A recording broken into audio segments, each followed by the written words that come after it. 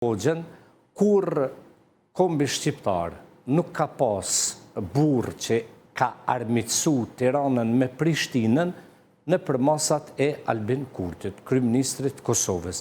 Enver Hoxha, për shembull, ti je më i ri se unë, ja 2 vjet. Po ndoshta e mban mend që në vitin 1981, kur e ka sulmu klasën demonstrata. Po, kur e ka sulmu klasën politike shqiptare në Jugosllavi, realisht Ato zyrtare. Zyrtare. Realisht ka sulmu vetëm Sinan Hasanin dhe Ali Shikriun. Nuk e ka sulmu as Fadil Hoxhën, as Mahmud Bakallin, as Xhavet Nimanin, as asnjë. Do më thonë, kanë qenë relacione krejt ndryshe, mos flas për gjitha ta profesor e intelektual shumë të shquar, nga Qabej e Ran që kanë ardhur edhe kanë dhënë mësim në Universitetin e Prishtinës. Shumë zgjata, po jam i detyruar me dalë aty, së në baj pyetje shumë të shkurtra, po nga njëherë jam i detyruar me për hir të brezit të ri, këtij brezit Facebookut, që po lexojnë vetëm Facebook edhe janë të interesuar, për shembull, au taku Egli me të dashurën e vet në Big Brother, apo nuk janë taku në Prishtinë, ajo nda, nuk janë nda, do më thonë, mos pyet, kemi tem ditorazh gjesti me Egli. Tallavaja, absolut. Po tani po të pyes, pse Albin Kurti do thot, nuk ka komuniku me Tiranën, nuk komunikon me Ali Ahmetin, e ka fut një sherr të madh në Maqedoni, shumë të madh, sot që i dolin për krahje edhe kryeministrit aktual të Maqedonisë, tha që gjuha shqipe nuk ka qenë zyrtare, gjë që s'është fare vërtet. Pse ka ndodhur kjo sipas kënd vështrimit tanë?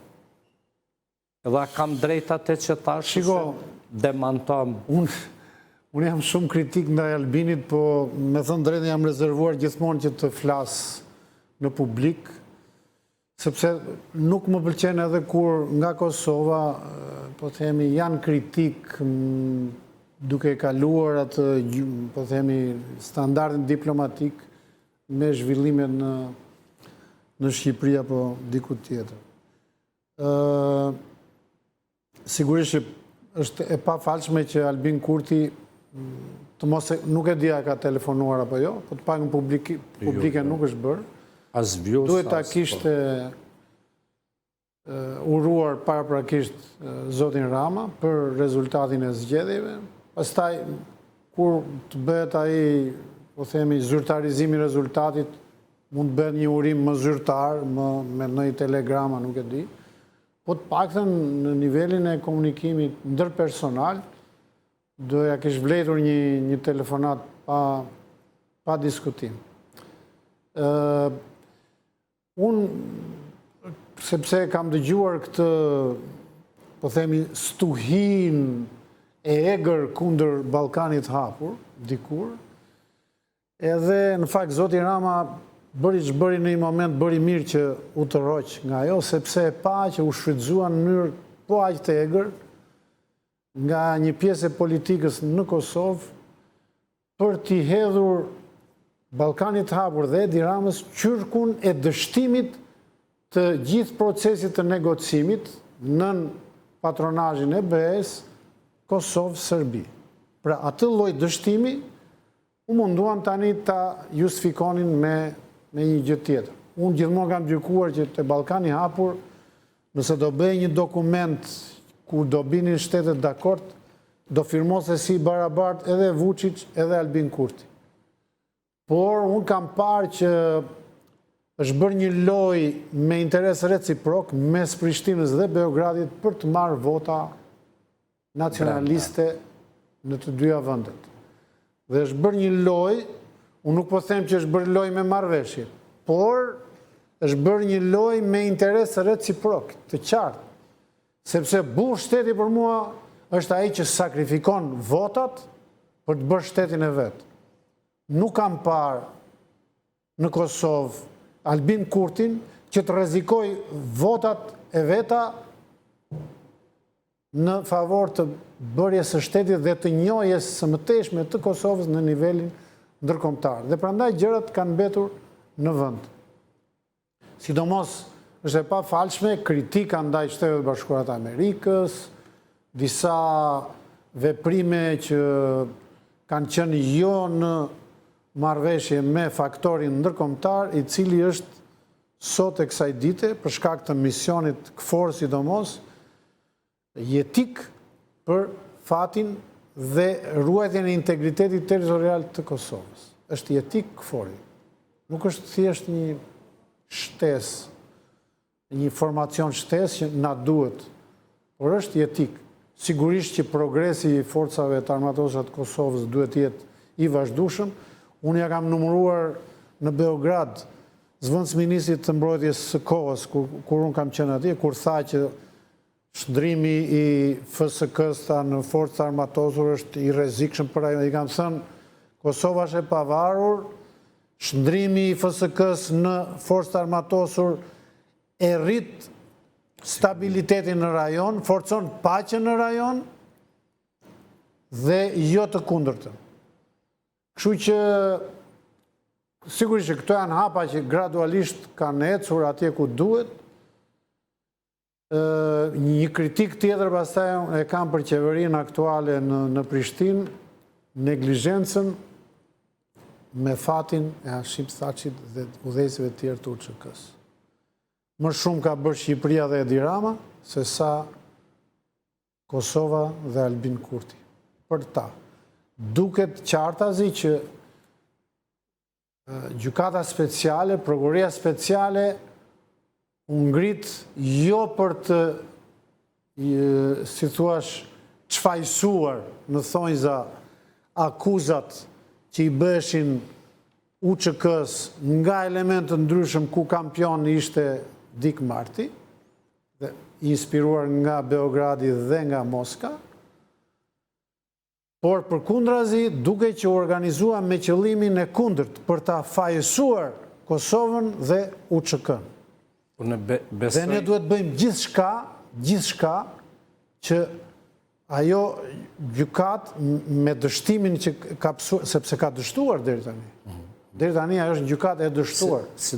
Ajo është një ngrehim që nuk duhet vazhdoj më, për mendimin tim. Sidomos besoj që reagimi i Albin Kurtit është dosh të vije këto ditë, pasi që kam bërë publike përgjimet bisedat telefonike në mes kryeprokurorit Alan Tiger dhe një dëshmitari me banim në Spanjë, Halit Sahitaj, i cili para përgatitet dhe trajnohet si dëshmitar nga një agent i ashtuquajtur i CIA-s amerikane, një Faik Imeri, i cili ka qenë bashkëpunëtori më i ngushtë i Jack Smithit, është thirrë gjithmonë te Jack Smithi dhe në fund ka dalë që ky njeri ka qenë bashkëpunëtori më i afërt i shefit të bije serbe, shërbimit sekret serb Bojan Dimić, ku e morrin Halit Sahitajn, e trajnojnë, e parapërgatisin, e dërgojnë në Hag. Me para duhet të përgëzoj shumë për atë që ke bërë, sepse